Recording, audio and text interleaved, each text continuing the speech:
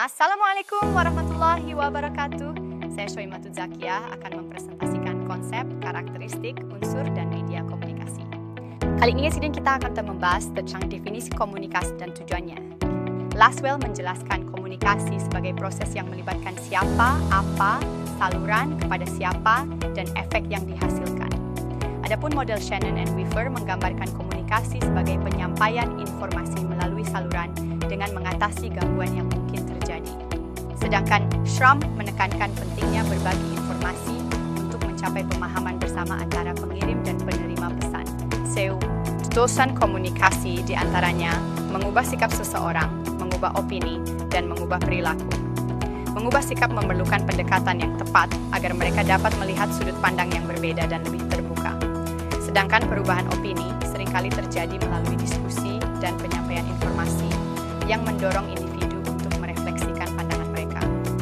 Dan mengubah perilaku memerlukan waktu dan konsistensi dalam pengulangan pesan yang jelas dan motivasi untuk bertindak. Adapun tujuan yang lainnya yakni membangun empati, menarik perhatian, dan memengaruhi orang lain.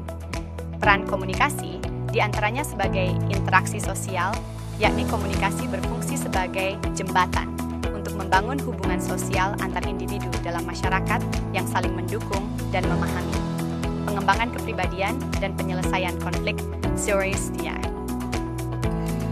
Adapun peran komunikasi lainnya yakni transfer pengetahuan, menjelaskan konsep, dan interaksi sosial. Transfer pengetahuan ini yakni komunikasi yang efektif memungkinkan transfer pengetahuan yang jelas antara pendidik dan peserta didik, sehingga pemahaman dapat tercapai dengan lebih baik. Dalam menjelaskan konsep, melalui komunikasi, pendidik dapat menjelaskan konsep dengan cara yang menarik, memudahkan siswa memahami materi yang disampaikan. Kemudian peran komunikasi lainnya yakni adalah interaksi sosial. Komunikasi di sini berfungsi sebagai interaksi sosial yang penting dalam pendidikan, membangun hubungan antara siswa dan guru serta antar sesama siswa.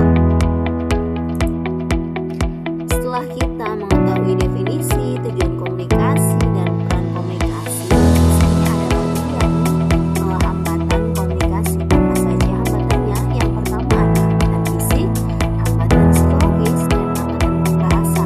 Hambatan fisik di sini seperti suara bising dapat mengganggu proses komunikasi dan mengganggu fokus antara pengirim dan penerima pesan.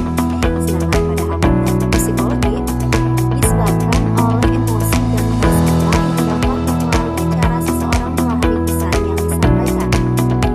Kemudian hambatan yang lain yakni hambatan bahasa, yang muncul ketika terdapat perbedaan istilah atau jargon yang digunakan, sehingga menyulitkan pemahaman antara komunikator dan komunikan. Selain daripada hambatan komunikasi tadi yang saya sampaikan, ada hambatan yang lain yakni dari segi budaya, sosial, dan teknologis. Dari segi budaya, hambatan budaya muncul ketika nilai dan norma berbeda mempengaruhi cara pesan ditafsirkan oleh orang-orang dari latar belakang yang berbeda. Ada hambatan komunikasi sosial, di sini hambatan berkaitan dengan perbedaan status atau hierarki yang dapat mempengaruhi keefektifan pesan yang disampaikan dalam interaksi. Yang terakhir ada hambatan komunikasi teknologis. Hambatan teknologis terjadi ketika koneksi atau kurangnya pemahaman teknologi mengganggu proses komunikasi yang efektif di era digital. Jadi kesimpulannya, komunikasi adalah proses berbagi pesan untuk mencapai pemahaman antara pengirim dan penerima, mendukung interaksi dan kolaborasi yang lebih baik. Tujuan komunikasi sendiri untuk mempengaruhi sikap, opini, dan perilaku, membantu individu dan kelompok dalam mencapai tujuan bersama secara efektif. Kemudian untuk mengatasi hambatan dalam komunikasi, hambatan komunikasi ini dapat muncul, tetapi dengan strategi yang tepat kita dapat mengatasinya dan meningkatkan efektivitas